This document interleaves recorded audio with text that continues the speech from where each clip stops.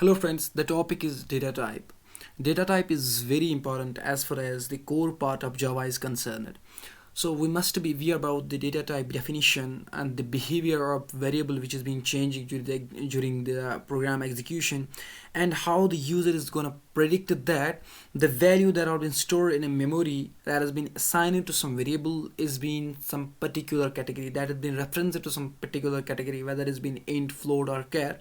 That we will look on the program, and we will demonstrate our programming view. First and foremost, we must able to understand the concept of data type behind the scene, what actually is going on. So, if you came from C and C++, you must be aware about the concept of range of a data type like int, float, char. Similar things are right here that has been repeated in Java. But if we say the systematic way and syntactical way that has been changed in Java, and clearly the behavior of the program with the help of these data types has been changed. So we will not go inside the deeper like range or the default values. If I talk about the default values, if you are read down in these things in C and C++, nothing has been changed here, but some systematic ways has been changed. For example, if we talk about the int, the default value is 0 and its range is around figure 2 raised to power 31 minus 1. So this is range. Same concepts are right there. So we should understand first and foremost that inside the memory what actually is being going on. So before starting this, we must be aware about the definition of the data type. So what actually the data type is, it is the type of data that is being assigned to some variable and stored in some memory, which actually changes the behavior of the same variable inside the memory. So I hope you have got this definition.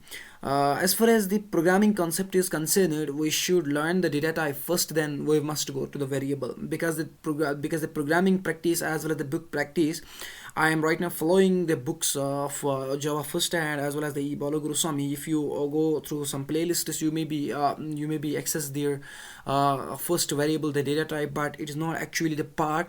So first and foremost, we must understand the data type, that then we should continue with the variable. So I hope you understand the strategy which I am gonna follow in this series. So some video has been already uploaded. If you have not check out them yet, so I will put the link in description. You can watch them there. So first and foremost, we should understand, after definition, we should understand the concept of memory management that's been managed with the help of this data type. Say for example, if this is our memory, if this is our memory, what we have say about the data type. Say for example, I want to store here a roll number. For example, the student roll number is 4, and I want to store in some memory. But if we directly assign a 4 into the memory, it will not work, because the thing is, we must reference it somewhere which will store its address, and with the help of that address we can go to the variable. So if you have clearly look at the pointer in C and C++, it will resemble over there. So you have not go like deeper inside like this, but inside this Java programming series, we look about the scratch things. Say for example, this 4 I want to store, and I want to put it some value x. Now this x will be represented as a variable, which is actually the sort of memory where I store the 4, and actually this x is being represented as a name of this memory block where I store the data. But if we take a look like x is equal to 4, it was fine in Python, but in Java it is not fine. It will give an error. It will say that the type is not. It will give a type error. That means type is not assigned. The data type is not assigned. Say for example, if we assign a data type, say int to it, in its prefix say int x is equal to 4. Now it is totally fine and is totally optimal.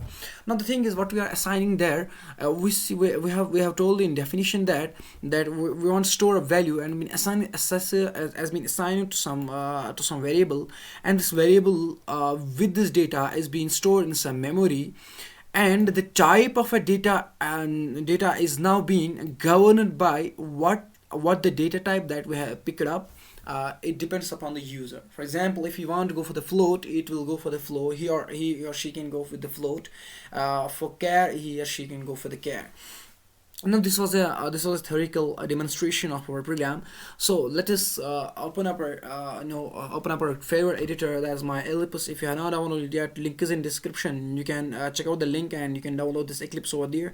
Nothing has been permissions over there. It's an open source. No need to install it. Just create a desktop shortcut icon and open it. Give the path of a Java program where you want to store your repositories, where you want to store your program packages.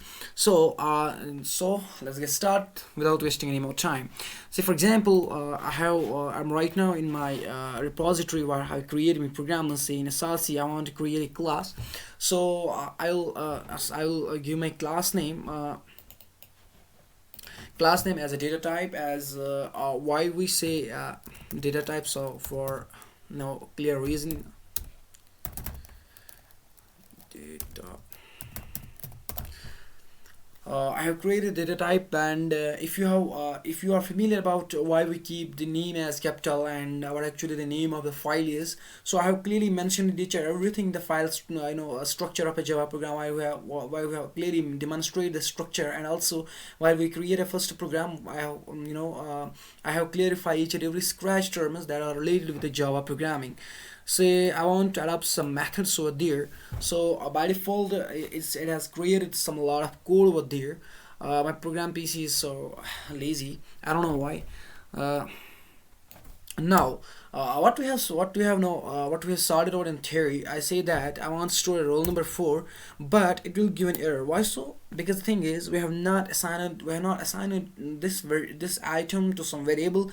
But if I assign to some variable, say for example x, now it will still give me an error. But in case of Python, it was totally fine. Now it will say me you must add some type. Say for example, I want to add some int type and I want to enclose it with semicolon. Now the thing is, what in this line number 5, what we have gained actually. The thing is, I want to store a 4, but this integer is being changing the category and being changing the behavior of this x to some integer. Now how actually the user will interpret that the value in this x is being integer. Say for example, user came and he's not familiar with this. Say for example, this is abstract, he's not familiar with this. The thing is, user will say okay, int x, so this is an x, that means it is of int type. Now user will predict that whatever present in x is in an integer type. It will not be a float, it will not be a char, because the thing is, it will give an error. So say for example, if user hypothetically thinks that there must be 3.4, is it? No, it will not, because the thing is, there's an error. It is called the casting error. So first of all, we must ensure that this casting error should not be over there. Then after that, we can create other things. So user will clearly predict that if it is an int type, though, although it is an int type, we cannot store a point variable over there. We cannot store rational the answer that is of p by q, we cannot store over there. Rather, if we talk about, we cannot store a char over there. So I hope integer type is very clear. Now the default value of integer is 4. So if we talk about the default value, default value is called 0. So the default value of integer is 0, as well as the float is 0.0. Char is backslash with some there's some strings, you can watch it over there. So backslash 0 and all that. So this was not my concern. My concern is something like to make you understand how actually this data type are being used in our Java, and to demonstrate the programming concept of our data types. Say for example, I have stored right here 4. Now it's not the end. Say for example, on some requirements I need a float. Say I say float f is equal to 7.8, but 7.7, sorry. But the thing is, if I commensulate this, so float is equal to f is equal float f is equal to 7.7, it was totally fine. But compiler has detected is an error. Now, say for example, there is one more concept. Say double d is equal to 7.8. Now if I demonstrate this, there is no error at all. Now the thing is, why float will give an error? By default, our compiler understands that every point term, every real number, every decimal format number, compiler by default treat it as treats it as a double. So now how to negotiate with this compiler that, hey compiler, it is a float. Now due to some disturbance in range, say it will store of 8 bytes double and float will store of 4 bytes rather. So there is sometimes need of lower data, and rather there is sometimes need of double that's of big data. But the thing is, compiler has been manufactured in such a way that he always go for the greedy manner of a user. He always checks that the user will enter always a big term. That's why this compiler go for the double rather than the float. Now how to negotiate with this compiler that, hey compiler, this is not a double, this is float. See, we have two, we have one alphabet, rather one is small and is capital. Say either this F, it will gonna negotiate with the compiler, hey compiler, it's a float type, or this F. If this F, rather whatever the best way, best possible way for you, you can choose over there. So the thing is, if you use the float, you must enclose F, small f or capital F on it, a suffix. Or if you use a double, then there is no use of these things inside it. Say for example, if we use the D right here, is it an error? No, there is no error at all. Now the thing is, if it depends upon the user whether he will use the D or he may not use the D. But it's in compulsory, if he or she is using the float in the programming, it's compulsory to use F, small either capital, in it speaks. Now the thing is, there's one more data type. Say for example, char ch is equal to, say for example, exam tasks. Is it worthwhile? No, it's not.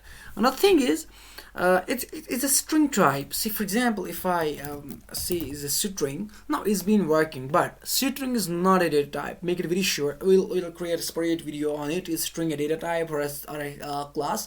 I will create a separate video on it where we will enclose that bit by bit that string is not a data type, it's a class. So rest it will be like this. But ch is something different.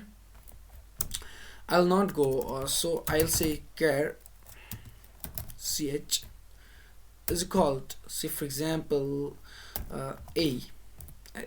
Is it going? Okay, it's been working. That means one stream of alphabet I can store as an array actually. So if I say here B, is it worthwhile? Is it been working? No, it's not working. So that means at a time I can store one character at a time. That's why we say one char at a time. Now there's one more concept, say byte. Byte B is called, say for example 1 2 3 4. There's one more. There's one more. So byte is not, because the thing is, it is being violating the range. It's being violating the range. Say short. S is called 1. One more. So I hope these what I have mentioned right: int, float, double char, byte, short. One there is a bool.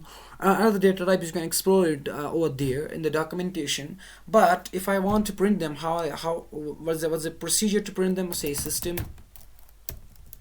Sorry, it's a capital system. System dot out dot, okay, and a lazy print. I'll say print ln. Inside this, what I have to enclose, like I say, okay, I say okay, x comma f comma d comma no say x. Now I will copy it. Okay, I have to paste this off 5 times. V 2 3 4 5. Okay, inside this I have to say F. Inside this I have to say D. Inside this I have to clarify CH and byte and S for short. Now if I save it and if I give it a go, see, always large velocity, nonsense at all. okay, is working and is working fine. So it was the clear demonstration on data type. I hope you have got the terms, you have got some points over there, and you know how to demonstrate with the help of the programming knowledge, and you can use them in programming. So we'll meet in next video. Till then, thank you, have a nice day to all of you.